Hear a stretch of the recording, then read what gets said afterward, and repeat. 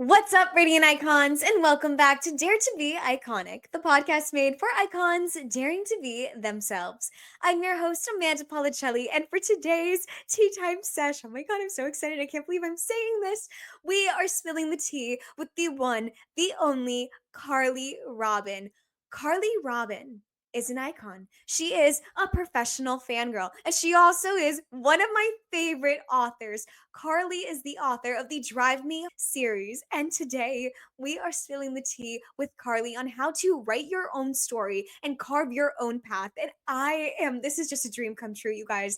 I don't usually fangirl. Let me not lie. Let me not lie on this podcast. I fangirl a lot, but this tea time sesh was a dream come true. I'm getting chills just thinking about it. And I am so excited to share Carly's tea time with you all. But before we get into that, make sure to secure your spot for my next masterclass, Daring to Be Confident, on April 19th at 1 p.m. Eastern. Tickets can be found on daretobeiconic.com. This is a 90-minute live interactive virtual masterclass where I give you the tools, strategies, exercises. Basically, I'm giving you the ultimate confidence playbook so you can radiate confidence like never before from the inside out. Okay, now that we've gotten all of that good stuff out of the way, let's talk about Carly Robyn.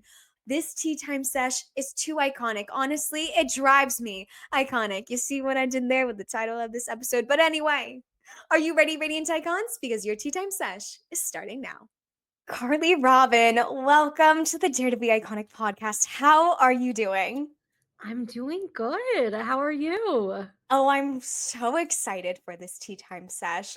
To be honest, Carly, I thought I scared you away when we met Oh my god, way back ago. no. Like, I thought I did because I came out full guns blazing and I was like, oh my God, I terrified her. So I'm very It happy takes that we're here. it takes so much to scare me away, and I will never be scared of another enthusiastic F1 girly who's like Period. a badass boss. Oh So my you're gosh, wait. all good. Carly, I'm so glad this is recorded so I can play that back when I don't feel good about myself.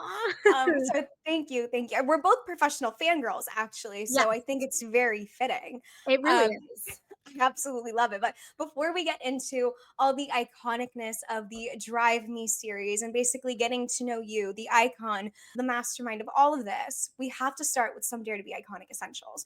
So, what does the word iconic mean to you, and how do you dare to be iconic in your everyday life?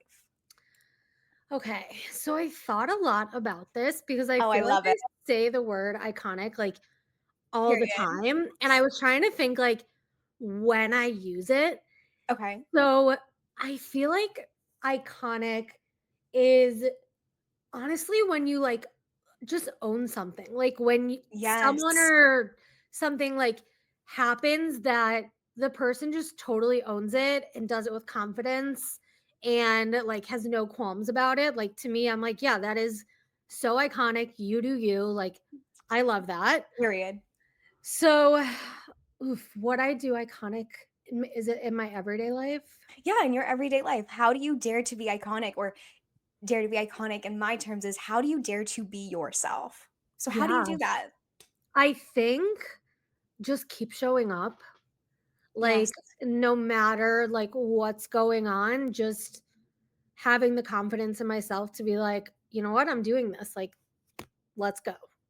I love that. And I think that stands so true to not only the female protagonist that you write in your stories, and I absolutely love, and we will get into that a little bit later, but how you use your platform, particularly on social media. And so I wanted to ask you, as a female writer in a male dominated sports space, have you faced any challenges in owning the room or showing up iconically, and how have you overcome those challenges? Yeah, I would say, I mean, F1 is a very male-dominated sport. Mhm. A lot of these sports romances and the sports that they Definitely. focus on are very male-dominated, so I think a big challenge is that there's this, like, unspoken assumption that if you're a woman writing about a sport, whatever it might be, that you're a casual fan. and that you Mhm. don't have as much knowledge, whether it's because you haven't played it or just people's, misogyny coming out, whatever it might be. So it's definitely been hard because I've had to almost prove that, like, okay, I'm a romance writer, but like I actually do know about the sport, Yes. and I can talk to, a lot of the technical things about F1, even if I'm not necessarily writing a chapter because no one really wants to read all about that, but like I can speak to that. So I think it's just, I don't want to say putting up with it, but kind of just like reminding people that, like, I'm here, I can do what I want, I know just as much as you do, and that, like, consistent, you know, knowledge. Yeah, do you think that has played a part with the F1 culture, specifically in that shift from Drive to Survive coming out? Because correct me if I'm wrong, you became a fan of F1 through Drive to Survive, right? For sure, yeah. Okay, me as well. So, wow, we have so much in common. I love Love it. that. But do you think that that stereotype has become more president because of the Drive to Survive resurgence? Yes, I think Drive to Survive did so much for F1, especially in the US, because it made it more than just a sport. It made it very like personality based. Mhm. As you know, like there's 20 drivers, you're going Yes, to know all of them. Whereas absolutely. football, there's how many people, on the team, and then there's how many teams. Like you don't know them. So I think, especially when girls are like, "Oh my god, I love Lewis, like he's the best." A lot of men are just like, "Oh, you love Lewis." Like, Yes, yes, and you're yes. like, "Okay, Mhm. yes, is Lewis extremely handsome?" Of Absolutely, and course, like like all for his Lululemon collab, but I also love what he does both on the track and like he's just so charitable and he's so well spoken, and yes, I just like love so much more about him than his looks, and it's very frustrating that I think exactly.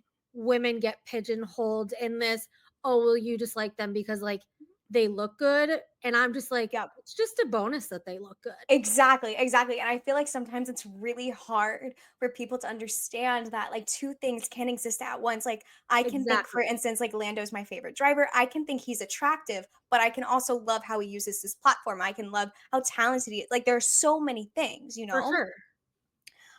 Yeah, it's, like, literally insane, so going into, basically the future, what you hope to see for F1 as a female fan personally, what is one thing you want to see change to make this space more inclusive? I think more representation within the sport itself would help. I know like right now there's a bunch of like F1 sportscasters and journalists that like people have now like come to know and love, but I feel like almost whether it's like engineers, team principals, like having women in those front facing roles will do a lot and help like normalize that women and females are just as passionate and knowledgeable about F1. I think it is already trending in that direction. Like I feel like even if you look at where the sport was 3 years ago to now, there has been a lot of like positive change. Love Susie Wolf and everything she does. Oh my god, She's an an icon. icon. Yes, an Um, icon. but I still think like there's still a long way to go. Hopefully, as we get more representation in the sport, that'll maybe make men stop being so like gatekeepy about it. Oh, yeah, I know. Tell me about it. Like, I think especially with the F1 Academy show, I don't know if you're familiar with Yes. that. They're making like a Drive to Survive, but for F1 Academy. Oh, I'm so excited for Right, and I'm that. like, I wanna see the same excitement for that show that people gave Drive to Survive. Like Exactly. Like, I want the energy to keep going. I want the activations to keep going because, like, let's be exactly. real, F1 Academy has had some of the best fan activations. Like, 100%. Like, insane. they're doing things in a new way that I mean, F1, when you think about it, it's a money sport. Like, if Mhm. it's Yeah, you gotta pay to play, and I feel like now it's kinda you still do need to pay to play, but in a way that fans can get a lot more involved, whereas, like, exactly. they weren't necessarily before.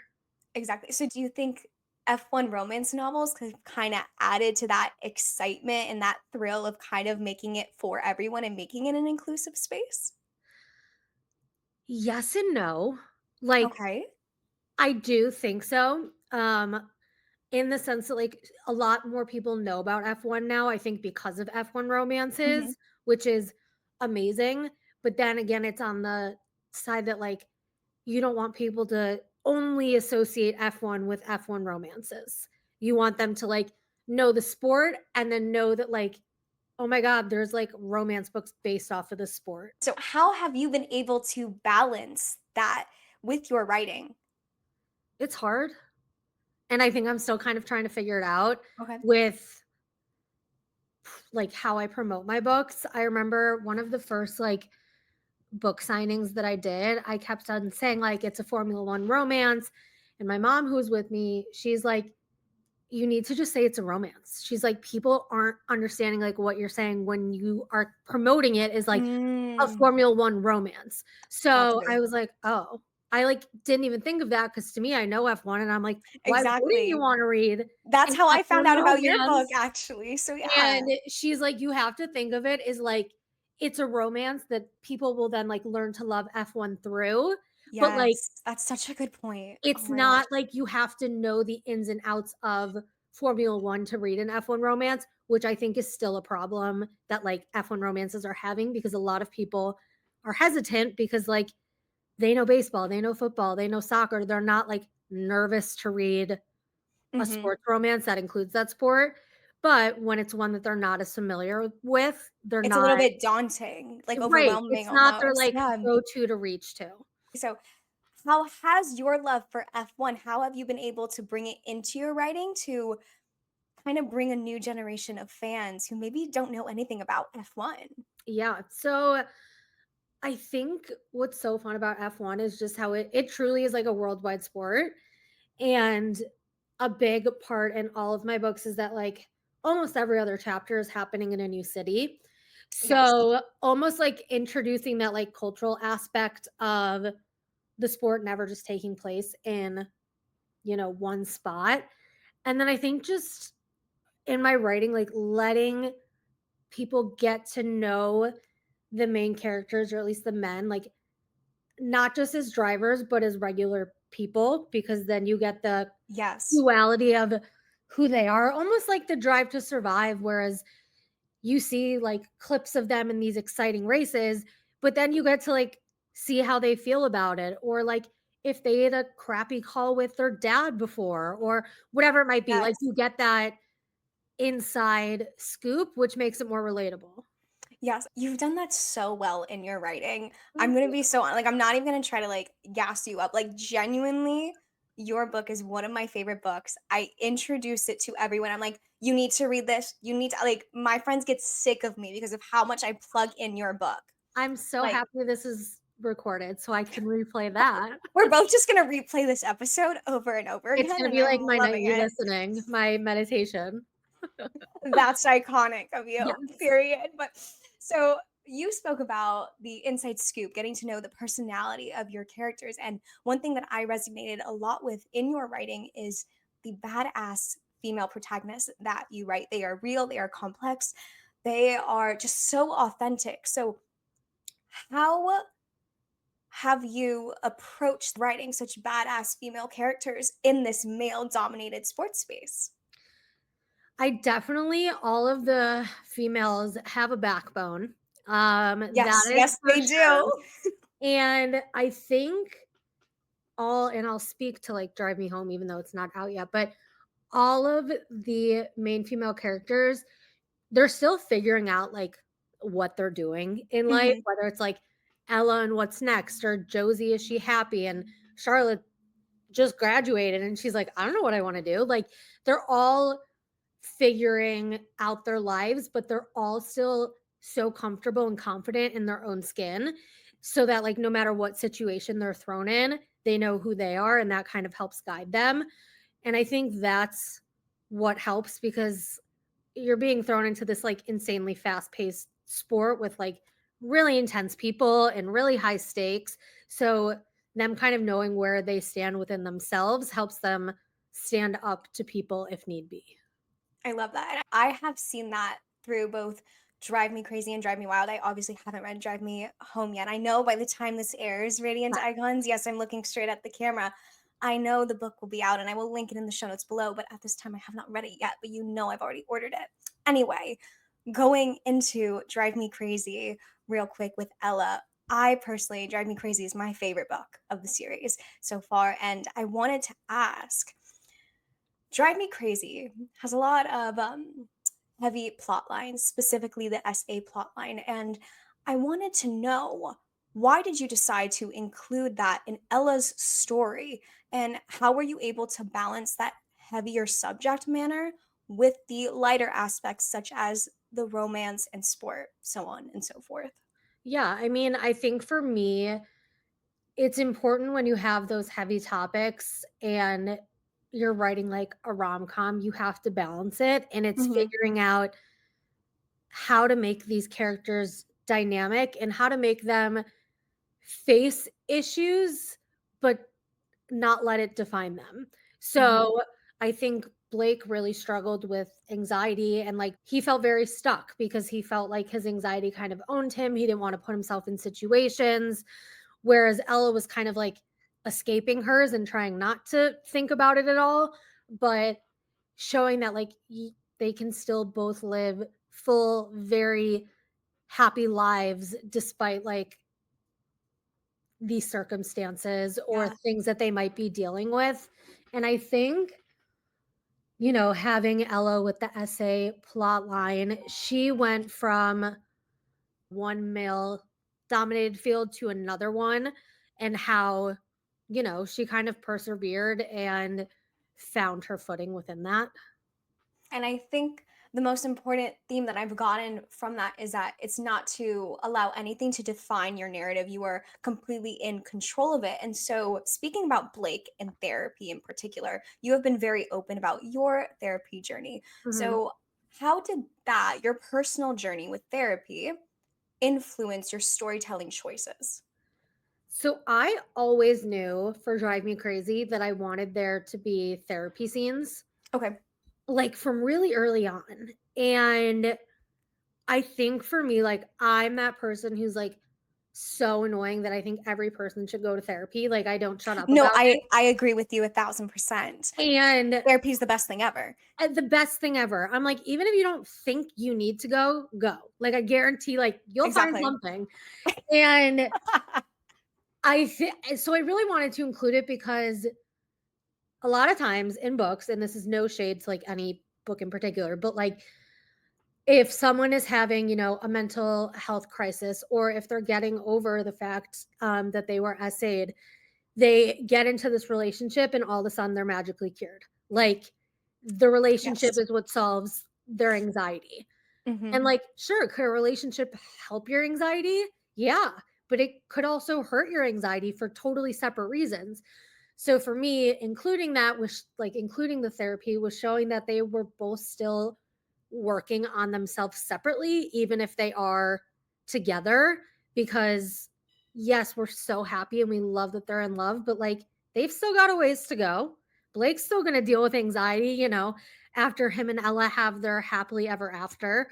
So that's why it was like important to showcase that it wasn't just a one and done type thing, but something that they'll continue.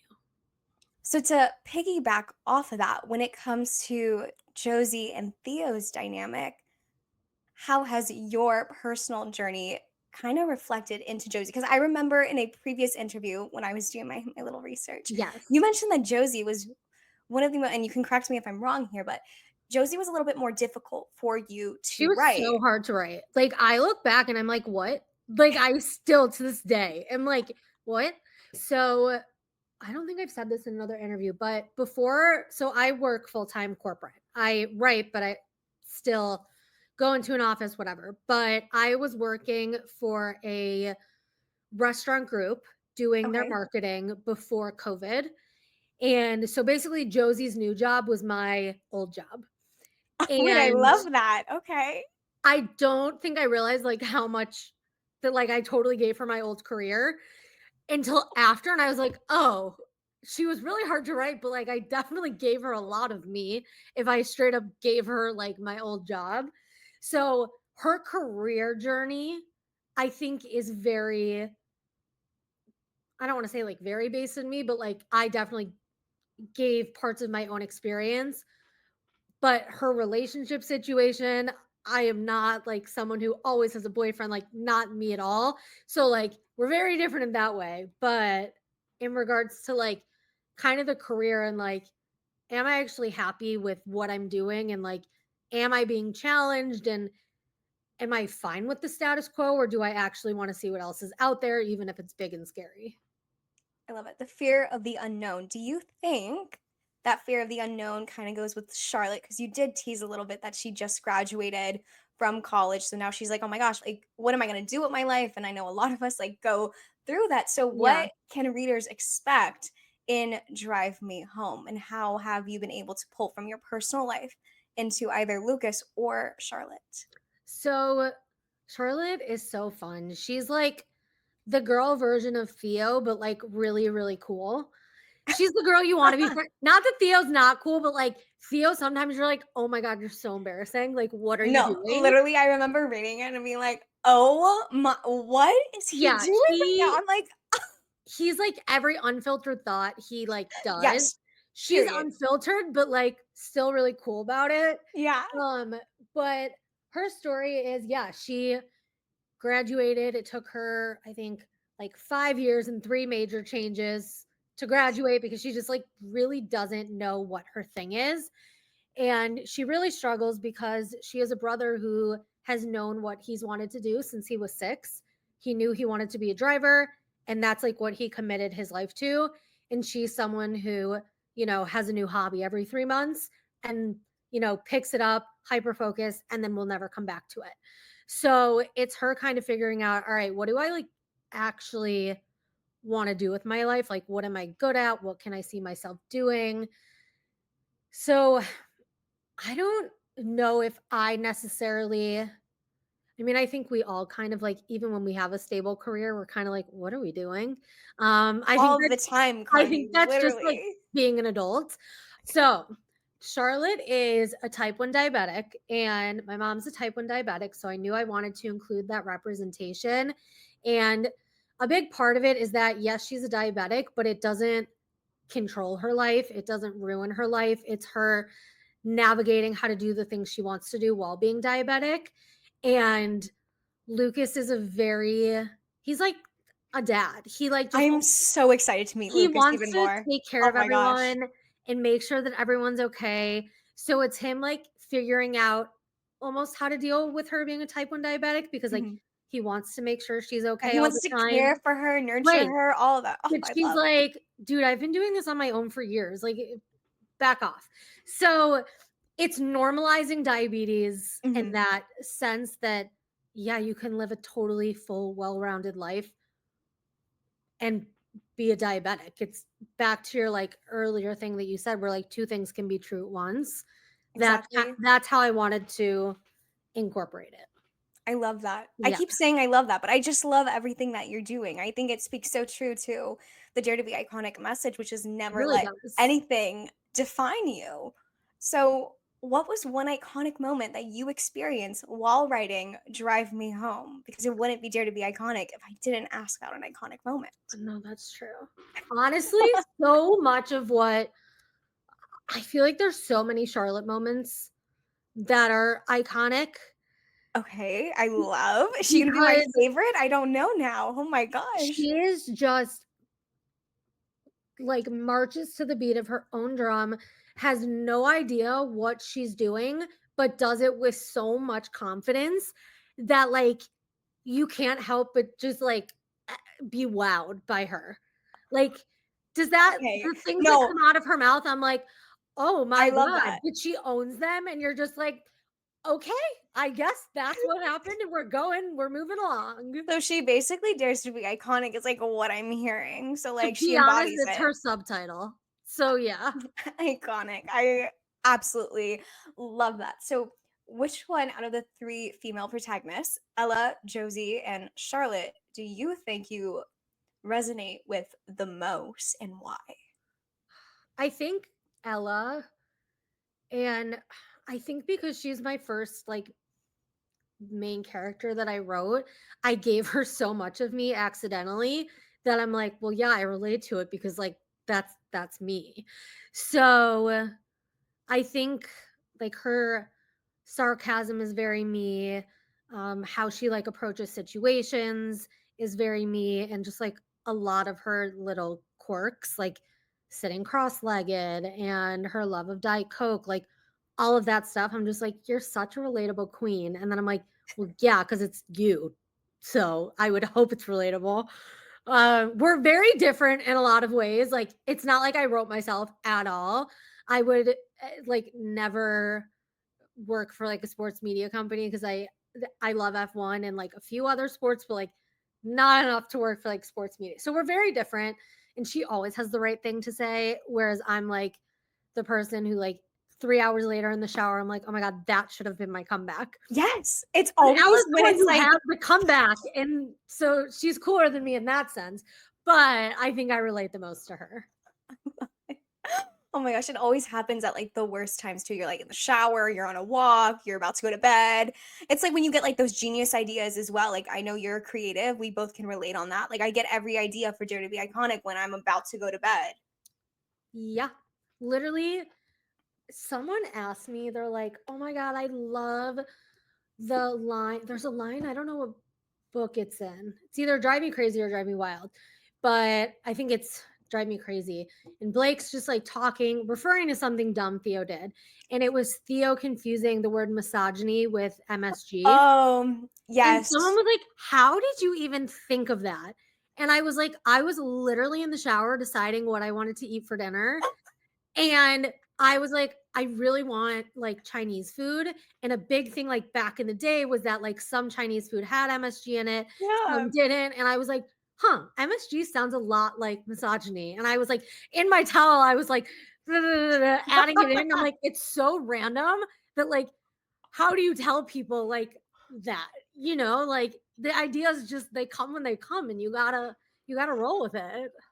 Do you have any more iconic stories of lines like that or ideas that just pop up, even if it's for future series that you are thinking about? I like can't think on the spot, but like I do think of a lot of random one-liners, and then we'll base like an entire scene off of that. Like Really? I'm Okay. writing something totally entirely separate right now that's not a sports romance, but they are playing pickleball in this scene, even though it's like not a sports romance. Oh, okay. But I literally was like, I think talking to my grandma, and she lives in Florida, and pickleball's huge there.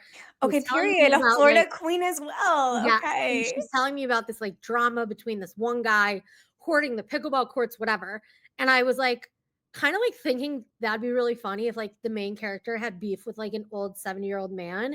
So like I based an entire like 4 chapters off of like this one idea of her having like beef with an old man. And it Oh, kind of just like spiraled into that. So it's definitely like random moments where I'm like, I wonder if that'd be funny. And then you get inside your head and you're like, will anyone else find this funny? Or like, no, do I just giggle at it? But me all the time. I'm like, does anyone like, is anyone gonna think this episode's like good? Are they gonna resonate to anything I say, or am I just like talking? Like, but I don't then know. you put it out because you're iconic Okay, and thank you. you own it. And I love that. Period, because it's unbreakable confidence. What can we Mhm. say? So, speaking of owning it, Carly, Yes. can you give us a little like teaser of what to expect next? Yes. So it's another sports romance. Okay, And I love. do give a hint to it in Drive Me Home. Okay. Although I will say, have you ever played the game Code Names? No. Oh, wait. This may be completely wrong, but is it like when you have a crush on someone and then you like tell your girlfriends like, "Oh, this is his like code name?" Okay, Or are we completely I do different? think that's a game, but completely different. Oh, But okay, fair. Love that. I would need like a full 4 hour episode to explain code names, but it relates to like how I accidentally I love it. gave more than one clue that could be relevant. like, Okay. because there's multiple other sports mentioned in the book, and I'm like, "Oh, it's another sport," and there's a hint, and people are like, "Oh my god, it's boxing," and I'm like, No, but I didn't even remember I, like, put boxing in the book, Oh my god. so, yeah, it's not boxing, so when you read it, it's the other one Okay. that's It's mentioned. the other one. Okay. Yes. Okay, Radiant Icons, let's take a bet in the broadcast channel. Okay. Let's see if we Yes, can get it right. do a little sleuthing. Yes. Oh my gosh, I would love that. That'd be so iconic. So I have just like a couple more questions Yeah, before we wrap up. Going back to you being iconic in your everyday life, thank you. of course. I know that wasn't a compliment, but, like, thank you. No, it was. You are an icon, Okay, Carly Robyn. okay, okay. Um, what is one thing you would tell the Carly right before she released Drive Me Crazy? Because I know it's been over a year at this point while we are Mhm. recording, because it was like February 13th, right? Yeah. Period. Wow. What would you tell her? Um, I would tell her to look ahead, don't look back.